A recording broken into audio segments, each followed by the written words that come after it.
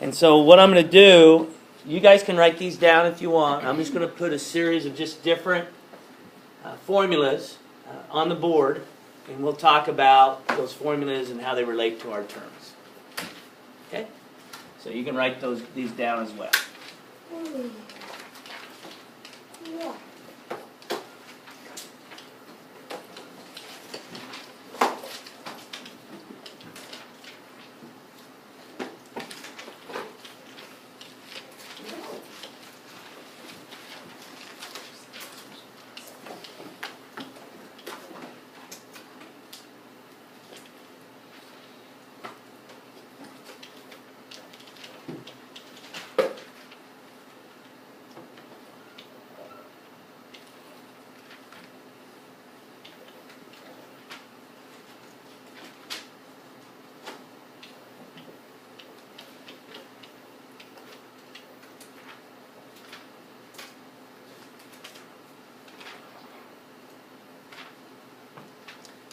So I'll come back to this slide, but we'll write some definitions down. Some of them I won't write down because they're pretty lengthy and you've got them written down in your notes. And it's just a way of looking up here to see what you have in your notes. So I'm not going to do that on some. Some of them are a little bit shorter. I'll just go ahead and write them out.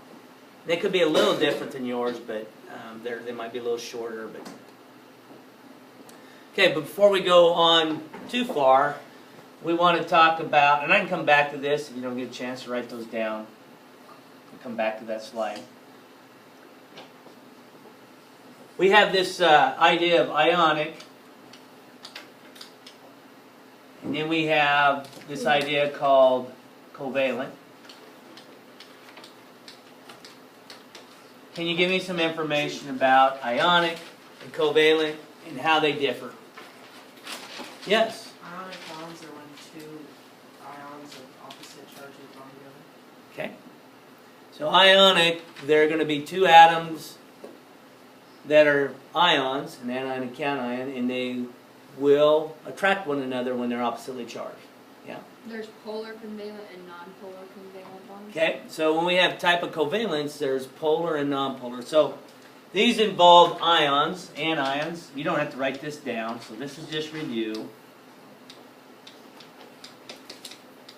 Okay. And in covalent is, we have what's called non-polar bond, and in polar. Okay. Anything else about ionic? Yes, Brittany? Ionic is greater than 50% difference. Very good. Greater than 50. So greater than 50% an ionic character. So if it's 50% or higher ionic character. Now there's things associated with ionic character. What's an ionic character? Well, ionic character would be a substance that will dissolve in water. So we have a substance and it's soluble in water. That means it has ionic character, for the most part. There are some ionic compounds that don't dissolve in water. You know, there's always exceptions to the rule. Okay? And so, ionic will, many covalent type of substances may not. Okay? That would be an ionic character. Another ionic character, they have really, really high melting points. Really high, 2,000, 1,500, 2,000 degrees you'd have to get it to before it would melt. Covalent, not necessarily. Most of those are going to have really low melting points. We're going to say relative to ionic. So when we talk about some ionic character, those are the kind of characters we're looking at. That's just two. So when you're like referring to non-polar and polar covalent bonds, that has to do with like the electronegativity, right? Right, and we'll get into that here. It deals with electronegativity. Right. Okay. So anything else about ionic? So when we look back at these formulas, they're either going to be ionic or they're going to be covalent. And we should be able to look at these really quick without looking at electronegativities and automatically decide if they're ionic or covalent. We should just look at the combination of the elements that are bonded, and we should be able to look by the end of the day or the beginning tomorrow. If you come in, I give you a concept quiz, and I have 2 or 3 listed out. You should be able to say ionic, covalent, have those characteristics, okay? But, so we'll come back. If you don't know how to do it now, that's okay. We'll come back to that after we get done kind of reviewing a little bit. So anything else about ionic covalent that could help us out in determining formulas? Ionics are usually metal, non-metal. Yeah, usually you can, you never say in chemistry all the time. That's the bad thing about chemistry. You say all the time. Well, there's nothing that is 100%, it seems like. There's always some exceptions kind of out there. And so we can't always say 100%. We can say most of the time. We can do that, but not all the time. So most of the time when we say a metal gets together with a non-metal, it's going to be considered ionic. Because the difference in electronegativity is going to be greater than 1.7 most of the time. We don't even have to look at the list, and we're probably going to be right 9 times out of 10. Okay? Anything else? Yep. Covalent is usually 2 non-metals. Yeah, usually 2 nonmetals. You guys will kind of see that there's a similarities and differences between these two, and they're pretty easy to point out. The more of the differences than anything. Nonpolar, what creates the situation where it would be considered nonpolar, the bond between 2 atoms? Yeah, Jared? It's like between 5% and 50%. Actually, it should be 0 to 5, I think, unless we mislabeled that. Yeah. It's okay. So, but let's not go 0 to, now on a test, if you said 0 to 5%, pick that out, that would be nonpolar. Okay, I was looking at my non-polar, Non-polar sorry. is not- Yeah, I mean, I was looking at my polar.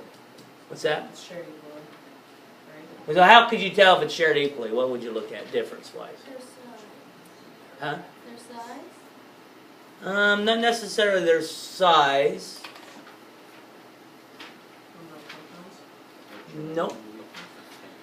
You guys had to do an activity on number 6 on the assignment. You guys do that, number 6? Electronics. Right, Adam, what would you say? What about the electronegativity? So if they're the same electronegativity, they'd be nonpolar because it'd be 0 difference. The definition nonpolar between 0 and 0.3 difference. Right? So if we had a very small difference, now you don't have to write this down, but these would be small difference in their electronegativity.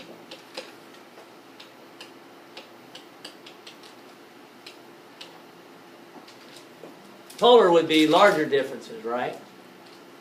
Again, you don't have to write this down, guys. Just doing it as a review. That would be polar.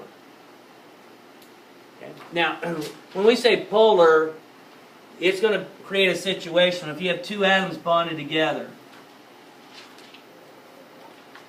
And this is positive, or that would treat like an ion. So let's say we have fluorine bonded to chlorine. And fluorine is a 4, and chlorine is what? 3 point? Does anybody have that? 3.0? 3.0, or 3. The difference in electronegativity is 1. So that would create a polar molecule. So if we would write a polar molecule, which side's going to have a bigger share of the electron, fluorine or chlorine? Fluorine. So this side we could say, we could put a negative above it, and this side we could put a positive above it.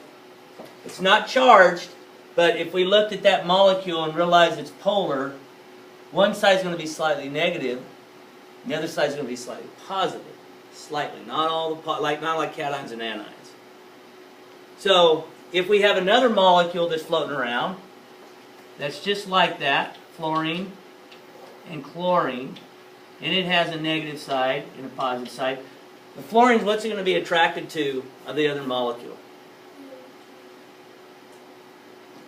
These two are going to attract one another, right? There's going to be a little bit of attraction here, and we call that intermolecular forces of attraction. So we got molecules moving around, those are molecules. And if they are a situation where they're polar, there's going to be attraction between those molecules. But if it's nonpolar, a situation up here that's nonpolar, and I'm getting ahead of myself, but I want to give you a little bit of information. We have hydrogen here and hydrogen hooked together, which would be H2. That is strictly nonpolar. The difference in electronegativities is 0. So when they're floating around, there'll be no attraction between those molecules because there's not a polar side. Like a magnet would be kind of polar, nonpolar, north-south side. Go to anything else? These hydrogens won't be attracted to one another, according to like nonpolar would be, or I'm sorry, polar would be. So we get into this concept, which won't be a while into the future, but when we talk about nonpolar and polar bonds, it kind of gives us an idea. And it was kind of funny that somebody wrote, when we look at this, we could keep going down, H2O or water, what's that going to be? Covalent. I'm going to say COV. Na2O, ionic. Oh, whoops. Somebody see the N, thinking nitrogen, but it's sodium. CH4, covalent. Oh, that's NA. Yeah, I thought that was Oh. N92, and I was like, Yeah, that's what I thought too. Well, if it was N92O, then you would be right. Okay, if you put molecular. ALF3, ionic. You guys have this down. We already did this one. And then C6H4, H12O6. Okay, any questions with that? Pretty easy? Yes. So like, yeah, I was like, if they just had like added one more thing on there that was a metal, then it would be ionic. Right. Right. They added one more thing on. Yes. So why the last one? Well, we have, all of these are all nonmetals. Oh. So C, carbon, hydrogen, and oxygen. That's okay. Can you have CH2O? CH2O. Yeah. It's just that small. Carbon water? No. Carbonated. CH2O would be like, this would be, CH2O would be hooked together like this. You're going to actually write these structures in this chapter, and this is what it would be. So that would be the structure of it. So later on, this chapter, you're going to start writing structures, and so these lines, what do you think those lines represent? Covalent bond. And this is a single covalent, and this is a double covalent. Meaning there's two pairs that are sharing in between. Okay? So in your biology books, you probably have some structures that might look like this when you're looking at DNA and RNA and you're looking at proteins. You